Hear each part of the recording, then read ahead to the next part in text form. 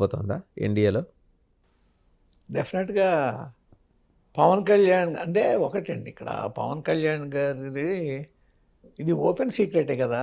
Um, he was guided by BJP. Um, ఆయనకి ఇప్పుడు మీరు ఇందాక కేసీఆర్ నాని గారి గురించి చెప్పారు కదా, ఉమ్.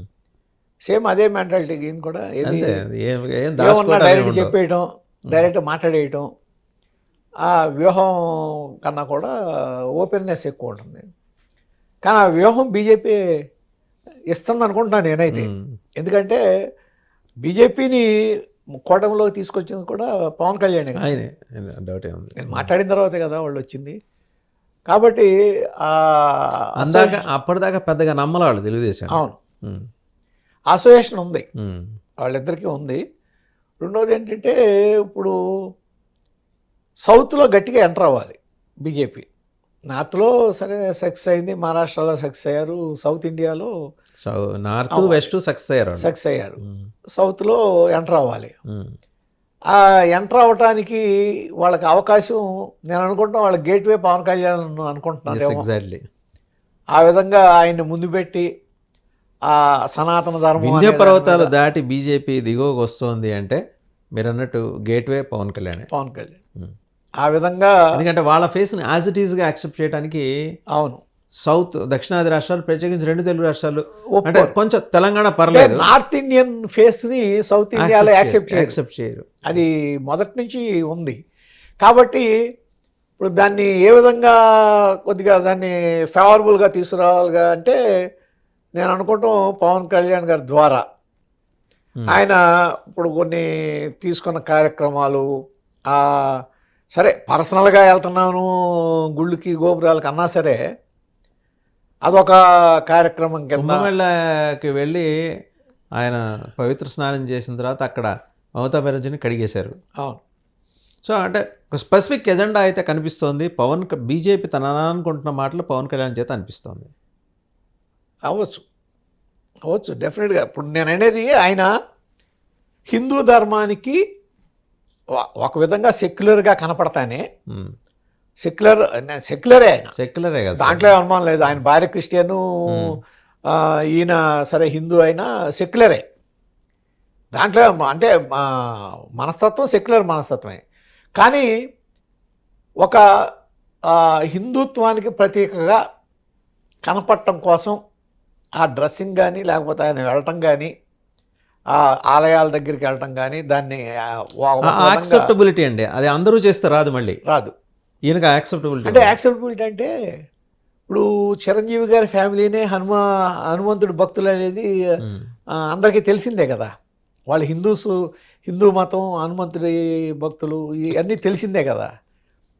దాని మీద ఈ పవన్ కళ్యాణ్ గారు ఇది కొద్దిగా ఈయన కూడా నిజాయితీగా ఉండటం, ఈ అవినీతి లేకపోవటం, దీని మీద ఆయనకి యాక్సెప్టెన్స్ పెంచడానికి, ఆయన ద్వారా యాక్సెప్టెన్స్ తెచ్చుకోవటానికి, ఆయన ద్వారా బలపడటానికి బీజేపీ కూడా ట్రై చేయదు. బహుశా అంటే జమిలీ అనేది హైపోథెటికల్ ఇష్యూ అనుకోండి. ఒకవేళ జమిలీ వస్తే 2027 చివరిలో కానీ 2028, లేదంటే అలాగూ 2029 రావాలి సార్వత్రిక ఎన్నికలు. ఆ సమయానికి ఎన్డీఏ ఫేస్ ఆఫ్ ఎన్డీఏగా పవన్ కళ్యాణ్ పూర్తి స్థాయిలో ఎస్టాబ్లిష్ అవుతారా? ఫేస్ ఆఫ్ ఎన్డీఏగా ఎట్లా అవుతారు? ఫేస్ ఆఫ్ ఎన్డీఏ ఇక్కడ ఫేస్ ఆఫ్ ఎన్డీఏగా సౌత్ ఇండియాలో, నేను చెప్పి సౌత్ ఇండియాలో ఫేస్ ఆఫ్ ఎన్డీఏగా నేను అనుకుంటా అంత అవకాశం ఉండదేమో. అంటే ఒక యాక్టర్గా కూడా ఆయన అందరికీ తెలుసు.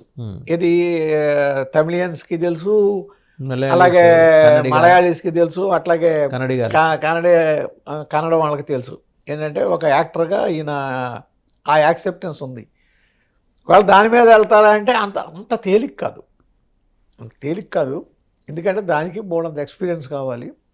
అయితే ఇక్కడ 2 తెలుగు రాష్ట్రాల వరకు వస్తే చంద్రబాబు నాయుడు గారే ఫేస్ ఉంటుంది ఎన్డీఏకి, ఎందుకంటే ఆయనే ముఖ్యం కాబట్టి. సరే చూడాలి ఏది ఏ విధంగా దాన్ని. డిఎంకే కొంత కలవరపడుతున్నట్టు కనిపిస్తోంది Pawan Kalyan South India tours తోటి. కానీ సౌత్ ఇండియాలో ఆయన పెనట్రేట్ చేయటం, మొహమాటలు లేకుండా పెద్ద స్టాలిన్ని, నాన్న స్టాలిన్, కొడుకు స్టాలిన్ ఇద్దరిని కడిగేయటం. అవును. సనాతన ధర్మం మీద అతను అవాకులు చవాకులు పేలినప్పుడు ఉదయనిధి స్టాలిన్ వెంబడే రెస్పాండ్ అయ్యారు. అవునండి. ఇప్పుడు ఇప్పుడు ఆ, ఈయనకి కౌంటర్గా కమల్ హాసన్ ఏమన్నా తెర మీద తీసుకొచ్చే ప్రయత్నం చేయాలి. ఎందుకంటే ఆయనకి ఎలాగో రాజ్యసభ ఆఫర్ ఇస్తున్నారు వాళ్ళు. కమల్ హాసన్ ఒకవేళ వచ్చినా కానీ ఉమ్, కమల్ హాసన్ వే ఆఫ్ ఆయన భావజాలం ఈయన భావజాలం వేరు. ఉమ్. కమల్ హాసన్ ఏంటంటే కమ్యూనిస్ట్ భావాలతోనే మాట్లాడతాడు, ఎథీస్ట్ కూడా ఆయన. ఇతిష్టు. ఉమ్, కాబట్టి డిఎంకే కూడా అంతే, ఉమ్, తేడా ఏం లేదు. సేమ్ అదే భావజాలం ఉన్న వాళ్ళతో ఉన్నప్పుడు ఏమవుతుందంటే మీకు ఓట్లు యాడ్ అయ్యేదే ఉండదు, రైట్. సేమ్ అదే ఉంటుంది.